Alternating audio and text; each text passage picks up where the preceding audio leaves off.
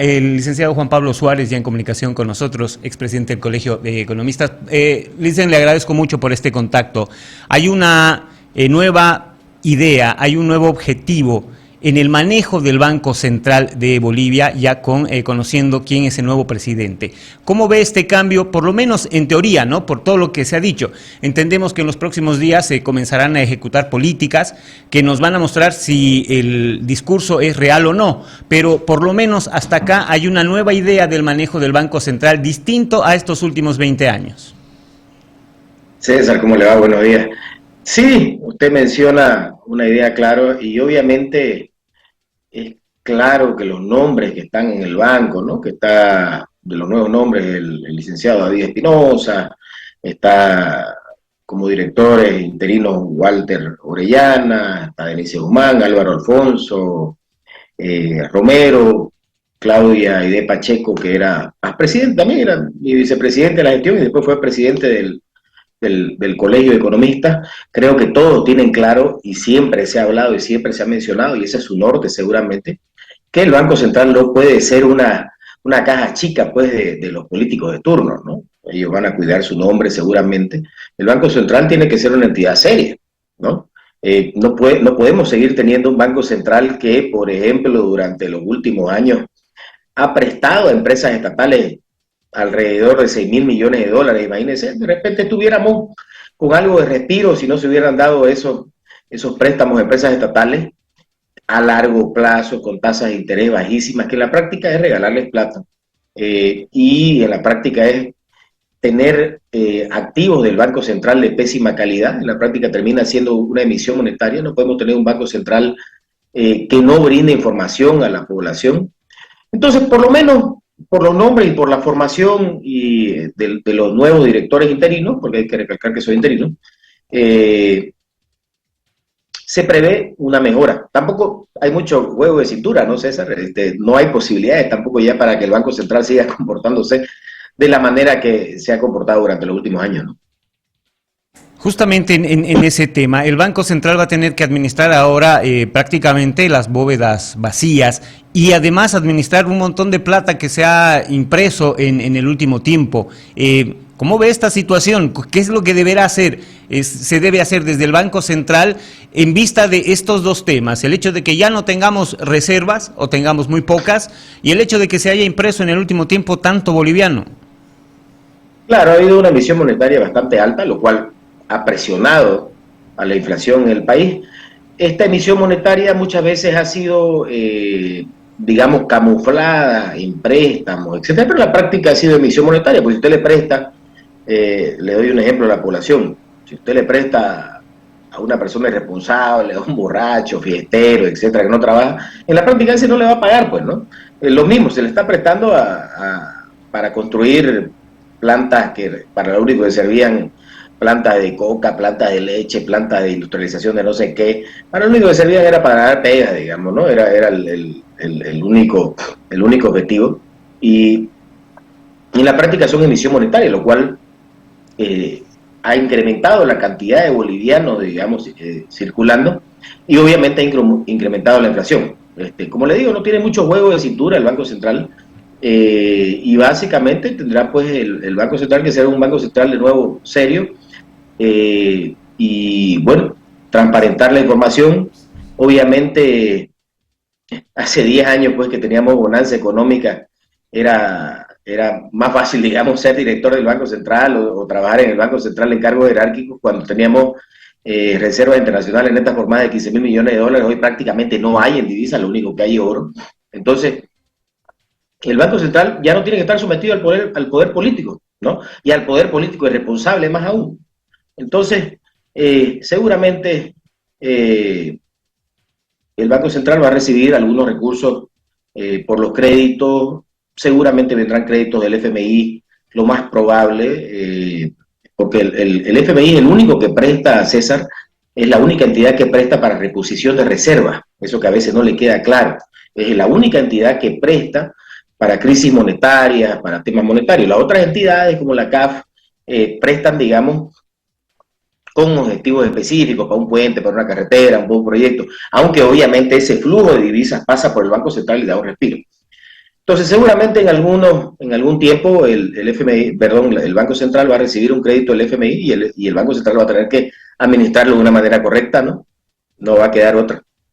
El hecho de ese anuncio del presidente, antes de que sea presidente, de la llegada de 3.100 millones de dólares, y hasta el 30 de este mes, poquito más, 460 millones, ¿cómo puede ayudar a este objetivo, Licen? Va a dar un respiro, ¿no, César? Pero ahorita el hueco es bastante grande, ¿no? Fíjese, solo lo que se le debe a los prestatarios en el país son más de 2.000 millones de dólares. Usted no va a tener, mucha gente me pregunta, ¿no?, sobre el tema del tipo de cambio, si va a seguir bajando. A ver, no hay forma de que nosotros tengamos un tipo de cambio, independientemente si se evalúe un poco, tengamos un tipo de cambio, o sea, mantenerla, eliminar esa brecha, por más que se devalúe, si no hay reservas internacionales netas en el Banco Central, ¿no? Con 3.000 millones de dólares habrá algún respiro, pero ahorita tenemos muchos huecos. Tenemos el hueco de la subvención del diésel, tenemos el hueco de los más de 2.000 millones de dólares que se ven los prestatarios, tenemos el hueco de que las reservas internacionales netas están en cero y la métrica internacional nos dice que se tiene que tener mínimamente para 6 meses de importaciones. Entonces deberíamos estar por lo menos en divisas en 6.000 millones de dólares de reserva. Entonces sí, va a dar un respiro, pero hay que tomar muchas decisiones y no solamente pasan por créditos, que es la urgencia, porque es la solución urgente, pero pasa porque lleguen, por ejemplo, inversión extranjera, y eso va a tomar tiempo. Pasa por empezar de repente a reactivar un poco, aunque no podemos vivir siempre de hidrocarburos, pero es la urgencia también, reactivar el tema de hidrocarburos, y esto pasa por nivelar precios, que eso ya, esas decisiones la toma el Ejecutivo, obviamente no el Banco Central, pero seguramente tienen que coordinar, ¿no? Eso está claro, ¿no? Ahora, justamente en el tema del dólar, hemos visto que será el último mes que ha habido un descenso importante en el precio del dólar. Hace un tiempo atrás, eran 2 a 3 meses quizá, llegamos al tope máximo, que estaba cerca de los 20 pesos. Pero ahora hemos bajado de 10 bolivianos. Tenemos un dólar que está por debajo de los 10 bolivianos. La gente dice, no, vamos a llegar al 6.96. Usted habla que es difícil generar o eliminar esa brecha. ¿Cómo ve en este momento el tema del dólar y por qué está bajando tanto? El dólar baja por muchas razones, ¿no? A ver, y es una realidad. Un presidente que saque fotos, un nuevo presidente que saca fotos en Estados Unidos con los organismos internacionales, algo que la gente no ha visto en este país, al menos las nuevas generaciones no están acostumbradas, porque lo veían a los presidentes sacándose fotos con gobiernos paria como Irán, como Venezuela, digamos, ¿no? Entonces, pucha, es una buena señal, ¿no? Y la gente dice, esto está mejor, es una señal de mejora, lo ve al presidente en Washington con los organismos internacionales, como la Corporación Andina de Fomento, como el Fondo Monetario Internacional, aunque en campaña lo negaba, de repente por temas políticos seguramente, pero lo ve en fotos con el Fondo Monetario Internacional, con todos los organismos multilaterales. Eso da buenas señales. También, por otro lado, hay otros factores que no se mencionan mucho. Uno, César, han disminuido las importaciones, la demanda de importaciones. Es decir, usted, por ejemplo, César, probablemente, o yo, que nos gusta tomar un poquito de vino de vez en cuando, hace rato que no tomamos vinos importados argentinos, ¿no? Tomamos el vino de Tarija nomás, por ejemplo, ¿no? Porque el otro se le ha incrementado los precios y los productos nacionales tienen un rezago. Si bien incrementan, no incrementan tanto y tan directamente. Por otro lado, y seguro alguien que esté escuchándome va a decir, pucha, tiene razón. A ver, la crisis está tan fuerte que yo tenía unos 200, 300 dolaritos guardados ahí, tuve que venderlos, ¿no? Para poder pagar mi agua, mi luz. Entonces han salido también los dólares del colchón o del cajón al mercado. Hay varias razones, ¿no? Una de ellas es la confianza, son las buenas señales. Obviamente, si hubiera ganado un partido de los ex más en cualquiera de sus líneas, probablemente tuviéramos un dólar mucho más alto, ¿no? Pero en la práctica no hay una razón de fondo, digamos, para que el dólar se mantenga o siga bajando, ¿no? No tenemos reservas internacionales netas y esperamos que esto se dé en algún tiempo, ¿no? Bueno, y sobre lo que usted mencionó, no vamos a volver a un tipo de cambio 6.90, ¿no? Eso es ya imposible, ¿no? Incluso trayendo plata del FMI, no hay forma de volver a los 6,96. No olvidémonos de eso, no va a pasar. Ahora, ¿y cómo repercute esto entonces en el mercado? Nosotros hablamos el otro día con uno de los gremiales que nos decía, no, nosotros seguimos manteniendo los precios porque no sabemos si mañana va a estar otra vez en 14. Entonces no nos conviene a nosotros bajar los precios. Este tema de los efectos que han hecho que baje el dólar, ¿cómo repercute en el mercado entonces? Claro, los ajustes en general tienen rezagos siempre, César, digamos, ¿no?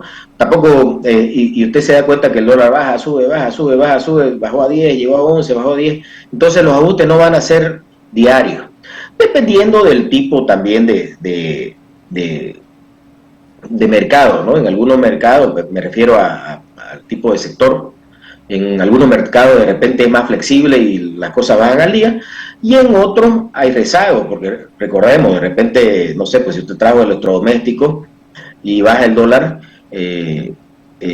usted los compró hace 2 o 3 meses de que llegaron de China o más, ¿no? Entonces, lo compró de repente con un tipo de cambio más alto, ¿no? Pues podría venderlo dependiendo de su urgencia, ¿no? Pero en general hay rezagos en los tipos de cambio. La población de repente debe fijarse más en el promedio del último tiempo que en el precio de hoy día, ¿no? Es muy complicado, digamos, cambiar los precios por un día de bajada o de subida, ¿no? Obviamente, repito, depende del mercado. Hay mercados más flexibles. Hablábamos, por ejemplo, los productos importados tienden a hacer más directamente el cambio del precio porque y más aún los productos a granel, pero por ejemplo los productos más caros, las maquinarias, que toma tiempo traer un producto, tienden a haber cambios y rezagos más largos, digamos, en los cambios de los precios. Licenciado, volviendo a lo del Banco Central y a estos cambios, el ministro de Economía habla justamente del momento en el que vive el país y la forma en que han recibido todas estas instituciones públicas. Habla de un déficit fiscal alto. Se ha criticado el hecho de que en campaña se dijo que se iban a bajar los ministerios, pero no se ha hecho eso. Es más, hay 2 ministerios que todavía no tienen cabeza y que hay una presión para que se elija de una vez a estos ministros. Es decir, básicamente en el primer paso que se ha dado no se ha cambiado nada. Y en ese sentido, ¿cómo es que se puede manejar un déficit fiscal tan alto con todos estos problemas que ya se han identificado? Va a ser un desafío, ¿no? Para el gobierno nacional bajar el déficit fiscal, porque bajar el déficit fiscal, César, implica reducir el Estado, y reducir el Estado implica tocar intereses de quienes trabajan ahí, de los sectores que durante 20 años nos han acostumbrado a ser altamente prebendalistas, ¿no? Hemos visto mineros, la COP, etcétera, pidiendo ministerios, y básicamente esto se reduce a pegas, ¿no? Y con ese nombre, y va a disculpar que sea tan coloquial con el lenguaje, pero es básicamente eso. El gobierno va a tener muchas necesidades. Sobre el tema de reducir ministerios, César, yo lo he visto, lo vi cuando entré al sector público, se redujeron secretarías en la gobernación, pero nada sirve que ustedes reduzcan ministerios, o secretarías o direcciones si la estructura de abajo sigue siendo grande, o si uno sigue siendo irresponsable, o se sigue teniendo gastos ineficientes en la parte de abajo. Capaz que sea muy significativo, es decir, bueno, yo tenía 17 ministerios, ahora van a ser 12. Pero si la estructura de abajo sigue siendo la misma, o incremento viceministerios, o incremento de direcciones, es lo mismo, ¿no? Yo la verdad que soy bastante escéptico con la reducción de ministerios, de viceministerios, y me fijaría mucho en las estructuras. Claro, eso no se nota, pero yo le digo, yo lo he visto, yo lo vi en la gobernación de Santa Cruz. Se redujo de 12 secretarías a 8, y cuando uno veía la estructura de abajo más bien se había incrementado. Entonces habrá que ver eso, ¿no? Yo la verdad hasta le doy de repente menor importancia a la reducción de ministerios, me fijaría más en la estructura, y eso va a tomar algún tiempo también, no se va a ver hoy. La última, dicen, ¿cómo está viendo primera semana del gobierno con el desafío de salvar la economía? ¿Cómo lo ve? Como señales, que es lo único que se puede notar, ¿no? Las señales son buenas, repito, como señales habrá que ver después cómo se toca la guitarra, ¿no? Pero por lo menos los ministros que se ven, gente de experiencia, en muchos casos, la gente que está en el Banco Central, gente de experiencia, y las señales que se dan son buenas, esperemos que se siga en ese camino y esperemos también que se pueda complementar con acciones, ¿no? Le agradezco mucho por este tiempo. No, gracias a usted, César. Como siempre, un gusto estar aquí. Muchísimas gracias.